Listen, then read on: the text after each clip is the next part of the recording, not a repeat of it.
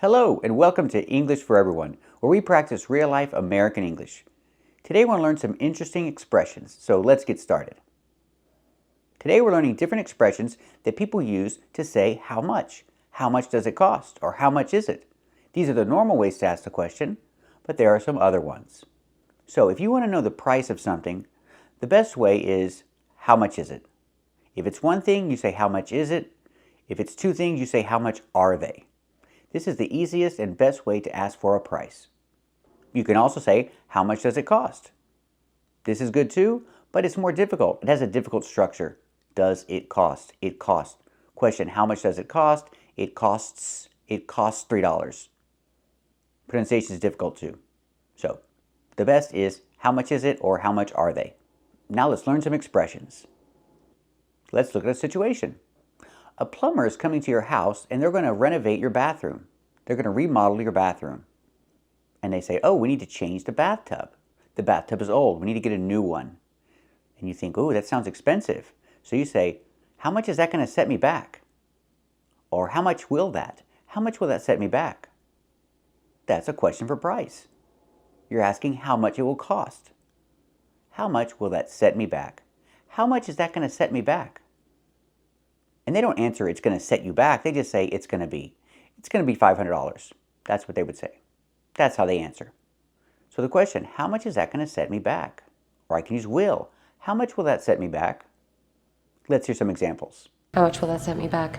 How much is it going to set me back? And what would these services set me back? Another situation. You walk up to the counter with the products that you want to buy. You put them on the counter. They ring up your products and you say, what do I owe you? What do I owe you?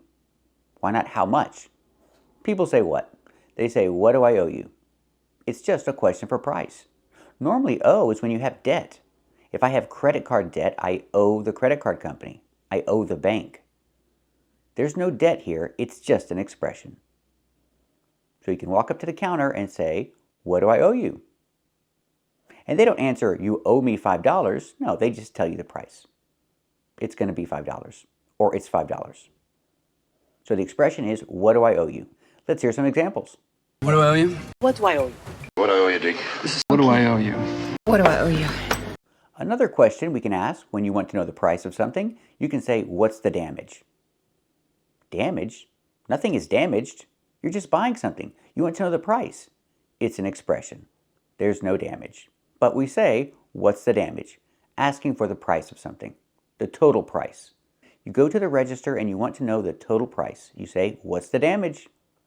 Let's hear some examples. What's the damage? What's the damage? Yeah, so what's the damage here? This'll do. What's the damage? What's the damage? 15 cents.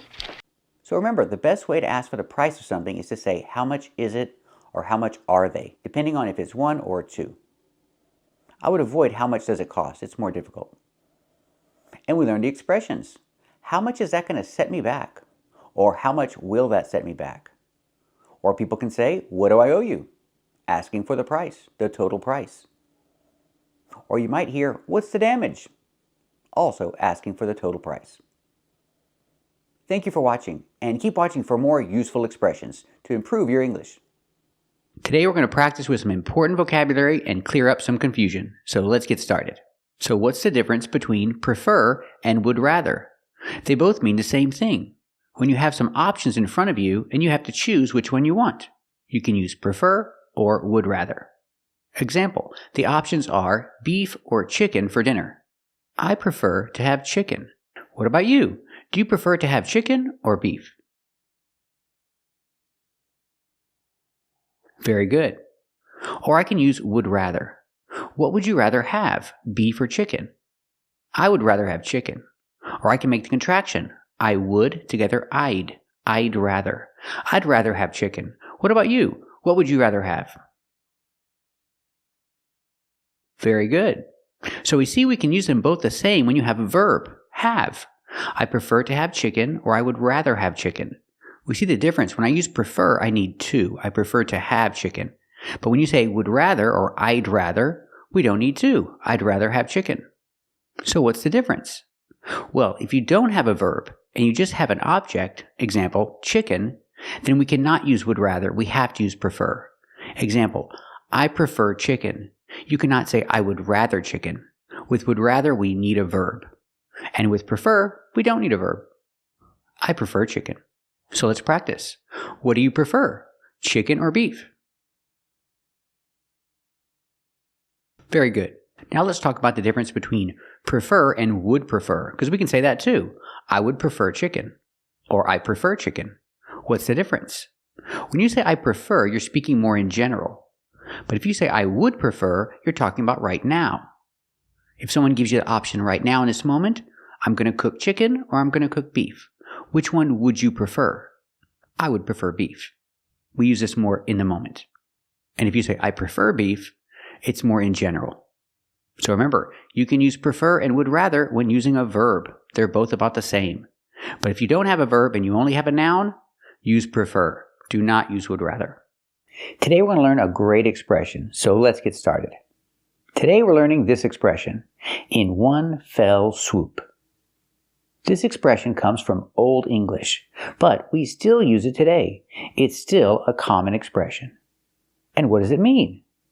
It means when something is done in one single, quick action, and the results are big. When you do something in one fell swoop, it means you do it quickly in one action, but what happens because of it is big. It has major results. Example, he lied to his boss, and his boss knew it. So his boss fired him, and he couldn't get another job because he didn't have a good reference. It ruined his career. So I can say he ruined his career in one fell swoop when he lied to his boss. That one action had a major result. So I use the expression, in one fell swoop, he ruined his career. In that one action when he lied to his boss, it caused a lot of damage. So this expression is usually used for negative things, when someone does something and it has a major negative result. Let's hear some examples. Because of your thug brother, in one fell swoop, you Gallagher's managed to ruin his whole future. And then in one fell swoop, it was taken away from me. Our agency's sole purpose is to care for senior citizens, and in one fell swoop, you have single-handedly destroyed our reputation. In one fell swoop, you ruined my credibility and yours. You know, in one fell swoop, you took away the woman I admired, the mother I knew, and the father I believed in. So example, he lied to his boss, he got fired, and he couldn't find another job because of it. So did he ruin his career in one fell swoop? That's right, he ruined his career in one fell swoop. With one single action. He had major negative results. He ruined his career in one fell swoop. So remember the expression, if somebody did something in one fell swoop, it means they did it in one single action, and it had major results. Thank you for watching, and if you like this video, subscribe to our channel. And if you want to become a member, click the join button. And we'll see you next time.